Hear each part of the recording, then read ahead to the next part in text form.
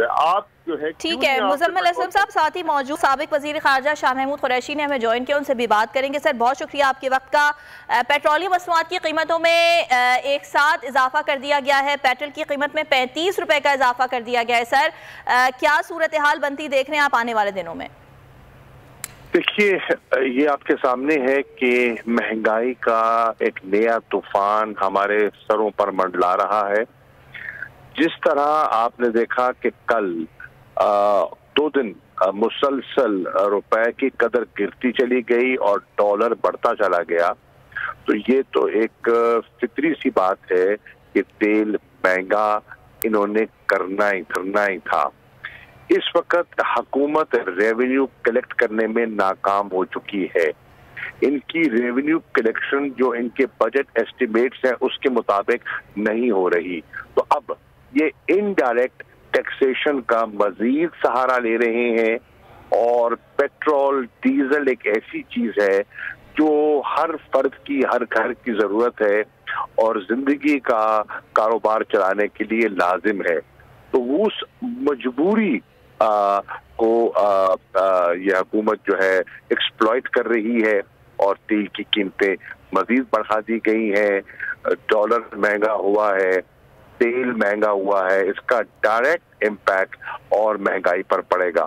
اور مجھے لگتا ہے کہ یہ پہلی قسط ہے، اس کے بعد مزید بڑھانے کا امکان موجود ہے۔ آئی ایم ایف کے ساتھ ابھی ان کی نشست کے ساتھ یہ جو باتیں کر رہے ہیں اور اگر ایگریمنٹ ہو جاتا ہے جس کا وہ اشارہ دے رہے ہیں کہ ہو جائے گا، تو ایک برپا ہونے والا ہے۔ حکومت کے پاس کوئی پلان نہیں ہے۔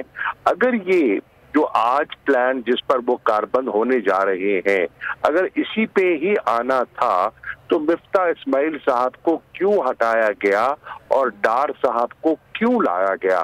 آج یہ سوال لوگوں کے ذہنوں میں گردش کر رہا ہے، کیونکہ آج تو وہی ہو رہا ہے جو مفتاح کہہ رہے تھے۔ تو پھر ڈار نے ڈالر کے ساتھ کیا کیا اور کیا کمال کیا؟ ٹھیک ہے شاہ صاحب، یہ فرمائیے گا کہ ہمارے ملک میں یہ جو معاشی صورتحال ہے اس کا کتنا کلیکشن ہے سیاسی عدم استحکام کی جو صورتحال ہے اس سے؟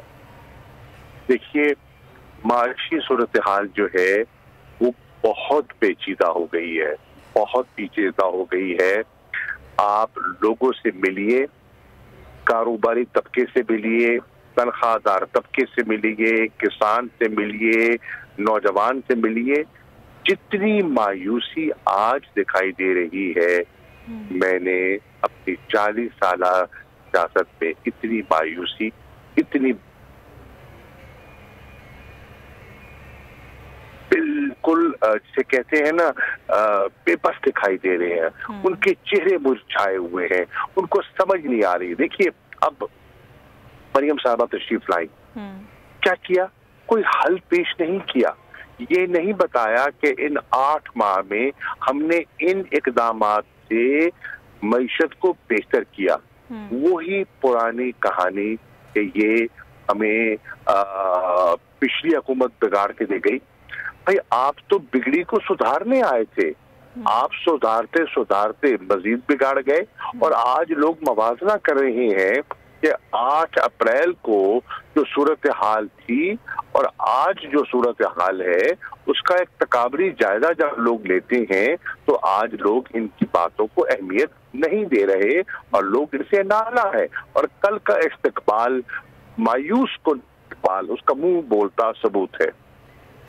ٹھیک ہے شاہ صاحب، یہ بھی فرمائیے گا کہ پی ٹی آئی کی جانب سے مسلسل عام انتخابات کا مطالبہ کیا جا رہا ہے اور یہ بھی کہا جا رہا ہے کہ یہ جو ملک کی صورتحال ہے اس میں بہتری صرف انتخابات کے ذریعے ہی آ سکتی ہے، تو آپ سمجھتے ہیں کہ یہ جتنی بھی سچویشن خراب ہوئی ہے نئی حکومت اسے بآسانی سدھار پائے گی یا پھر بہت مشکل ہوگی اس میں بھی؟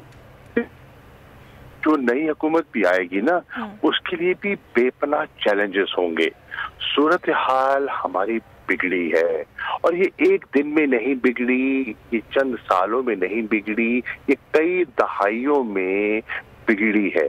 اب دیکھنا یہ ہے کہ کس मैं ये नहीं कहता कि कोई जिम्मेदारी से बरी और जिम्मा अपने आप को कहना चाहता हूँ, नहीं, मैं ये कह रहा हूँ कि लोगों को देखना है कि अगर ये मईशत पिछली 2-3 दहाइयों में बिगड़ी है और खास तौर पर पिछली एक दहाई में डेकेड ऑफ डार्कनेस जिसको हम कहते हैं उसमें बिगड़ी है, तो हुकूमतें किसके पास थी? जिम्मेदार कौन था? पीडीएम वाले या नून थी या पीपल्स पार्टी थी? तो पीडीएम का ये जो आज आप हुकूमत देख रहे हैं वो इस बिगड़ती हुई हुकूमत में और मईशत में बेशतर हिस्सा इक़्तिदार का उनका था। बीच में 3.5 साल इमरान खान के आ गए, उन 3.5 सालों में 2 साल कोरोना की कैफियत आपके सामने थी। उसके बावजूद आपने देखा कि इकोनॉमिक स्टेबिलिटी बहाल हुई, ग्रोथ हुई, रेमिटेंसेस बढ़ी, टैक्स कलेक्शन बढ़ी और एक्सपोर्ट्स में बेहतर हुआ, ट्रेड डेफिसिट कम हुआ, फिस्कल डेफिसिट कम हुआ। आज जब हालात संभल रहे थे, industrial large scale manufacturing double digit हो गई, ज़राअत जो मनफी था उसकी 4.5% ग्रोथ हो गई। तो ये सब चीजें जो हुई हैं, लोग आज जब मवाजना कर रहे हैं तो हुकूमत के बयानिए को अहमियत नहीं दे रहे। अब देख लीजिएगा, अब सुना है कि पंजाब के दौरे पे निकल रही है, जरूर निकले, का हक है, लेकिन मैं समझता हूं कि पंजाब के लोग आज इनकी बातों पर कान नहीं धरेंगे। ठीक है, शाह साहब ये फरमाइएगा कि अगर जब नई हुकूमत बनती है और ये हुकूमत पीटीआई को ही मिलती है तो अभी जो सूरत हाल है, पीटीआई के पास कोई इस तरह का प्लान है कि इस पर ओवरकम किस तरह से किया जा सकता है? देखिए, पहली बात तो ये है, अगर इलेक्शन होते हैं और शफाफ होते हैं, इन पर मौजूदा इलेक्शन कमीशन के होते हुए एक सवालिया निशान मौजूद है। फर्ज कीजिए शफाफ इलेक्शन हो जाते हैं और ये हुकूमत की चालों के बावजूद अवाम इनकी चालों को नाकाम कर देते हैं, इमरान खान पर एतमाद करते हैं, पीटीआई को वोट देते हैं, बल्ले पर मोहर लगाते हैं और पीटीआई की हुकूमत बन जाती है। पहली बात तो ये है कि उस हुकूमत के पास अवाम का मैंडेट होगा। अवाम के सामने सारी जो सियासी सूरत हाल है, माशी सूरत हाल है, वो उनके सामने होगी और उसको सामने रख कर वो अपने वोट का इस्तेमाल करेंगे। पहली चीज होगी मैंडेट। दूसरी चीज है क्रेडिबिलिटी। अब देखना ये है कि इमरान खान की क्रेडिबिलिटी क्या है और आसिफ अली जरदारी साहब की और शहबाज शरीफ साहब की क्रेडिबिलिटी क्या है और कहां तक गिर चुकी है। तो ये दूसरी चीज होगी। तीसरी चीज ये है कि हम सब समझते हैं कि जो भी गवर्नमेंट आएगी उसे एक ठोस रिस्ट्रक्चरिंग प्रोग्राम को, इकोनॉमिक रिस्ट्रक्चरिंग प्रोग्राम को लेकर आगे बढ़ना होगा। इस वक्त पहली मर्तबा पाकिस्तान की आवाम भी ये सोचने पर मजबूर हो रही है कि कोई आसान हल नहीं है, कोई जादू की छड़ी किसी के पास नहीं है जिससे कि कोई अलादीन का चिराग जलाएगा सब कुछ हो जाएगा। आप देख रहे हैं मौजूदा हुकूमत ने कोशिशें की, बाहर गए, दोस्त ममालिक के दौरे किए, लेकिन हाथ किसी ने नहीं पकड़ा।